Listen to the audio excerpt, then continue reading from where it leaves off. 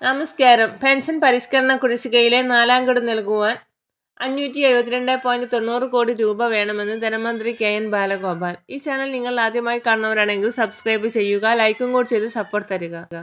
11ാം pension പരിഷ്കരണ കുടിശ്ശിക 4 തുല്യ ഗഡുക്കളായി വിതരണം ചെയ്യുവാനാണ് ഉത്തരവായിരിക്കുന്നത്. ഇതിൽ 3 ഗഡുക്കൾ പെൻഷൻ ഗുണഭോക്താക്കൾക്ക് വിതരണം ചെയ്തിട്ടുണ്ട്. പെൻഷൻ പരിഷ്കരണ കുടിശ്ശികയിലെ 4ാമത്തെ ഗഡു ഈ സാമ്പത്തിക വർഷം തന്നെ അനുവദിക്കുമെന്നുള്ളതായിരുന്നു ചട്ടം. 300 പ്രകാരം മുഖ്യമന്ത്രി നിയമസഭയിൽ നടത്തിയ പ്രസ്താവനയിൽ വ്യക്തമാക്കിയത്. 4ാം ഘട്ടം അനുവദിക്കുന്നതിനെ സംബന്ധിച്ചുള്ള വിവരം പരിശോധിച്ചു വരികയാണ് എന്നാണ് KN ബാലഗോപാൽ നിയമസഭയിൽ മറുപടി നൽകിയത്. സാമ്പത്തിക പ്രതിസന്ധിയുടെ പേര് പറഞ്ഞ് ഇനി നീട്ടിവെക്കുക എന്നുള്ള ആശങ്കയിലാണ് പെൻഷൻകാർ. 6.5 ലക്ഷം പെൻഷൻകാരാണ് ഇന്ന് സംസ്ഥാനത്തുള്ളത്. പെൻഷൻകാർക്ക് 19% ക്ഷാമാശ്വാസ കുടിശ്ശികയുണ്ട്. 6 ഗഡുക്കളാണ് കുടിശ്ശിക.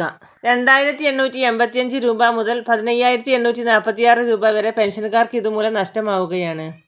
സർക്കാർ 2021 പ്രഖ്യാപിച്ച 5% ക്ഷാമാശ്വാസ കുടിശ്ശികയുടെ 79% കുടിശ്ശികയും പെൻഷൻകാർക്ക് നൽകിയില്ല.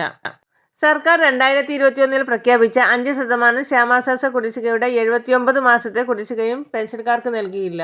19,734 രൂപ മുതൽ 1,43,500 രൂപ വരെയാണ് പെൻഷൻകാർക്ക് ഇതുമൂലം നഷ്ടമായത്. സംസ്ഥാനത്ത് 62 ലക്ഷത്തോളം വരുന്ന ക്ഷേമ പെൻഷൻ ഗുണഭോക്താക്കൾക്ക് 1 ഗഡു ക്ഷേമ പെൻഷൻ 1,600 രൂപയുടെ വിതരണം ചെയ്തിരുന്നു.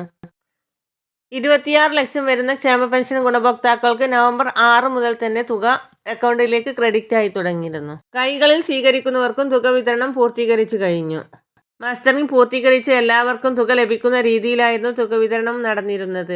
എന്നാൽ ഇതോടൊപ്പം തന്നെ മറ്റൊരു സന്തോഷവാർത്ത കൂടി എത്തിയിരിക്കുകയാണ്. നവംബർ മാസത്തിൽ തന്നെ പെൻഷൻ ഗുണഭോക്താക്കൾക്ക് വീണ്ടും ഒരു 1,600 രൂപ കൂടി ലഭിക്കും. നവംബർ മാസത്തിൽ വിതരണത്തിനൊരുങ്ങുന്നത് തനതു മാസത്തെ തുക, അതായത് നവംബർ മാസത്തിലെ സഹായമായിട്ടായിരിക്കും അനുവദിക്കുക. നിലവിൽ ഇപ്പോൾ ലഭിച്ചു കഴിഞ്ഞത് കുടിശ്ശികയാണ്. ഇത് സേവന പെൻഷൻ സൈറ്റിൽ നിങ്ങൾക്ക് വ്യക്തമായി കാണാൻ സാധിക്കും. ഈ മാസം ആദ്യവാരം 1,600 എത്തിച്ചേർന്നവർക്കെല്ലാം ഇനിയും 1,600 രൂപ എത്തിച്ചേരും എന്നുള്ള സന്തോഷ വാർത്തയാണ് ഇനി അറിയിക്കുവാനുള്ളത്. കൂടുതൽ കേന്ദ്ര സംസ്ഥാന സർക്കാർ അറിയിപ്പുകൾക്കായി നമ്മുടെ ചാനൽ സബ്സ്ക്രൈബ് ചെയ്യുവാൻ മറക്കല്ലേ. ഈ ഇൻഫർമേറ്റീവ് വീഡിയോ മറ്റുള്ളവരിലേക്ക് ഷെയർ ചെയ്യാൻ മറക്കല്ലേ.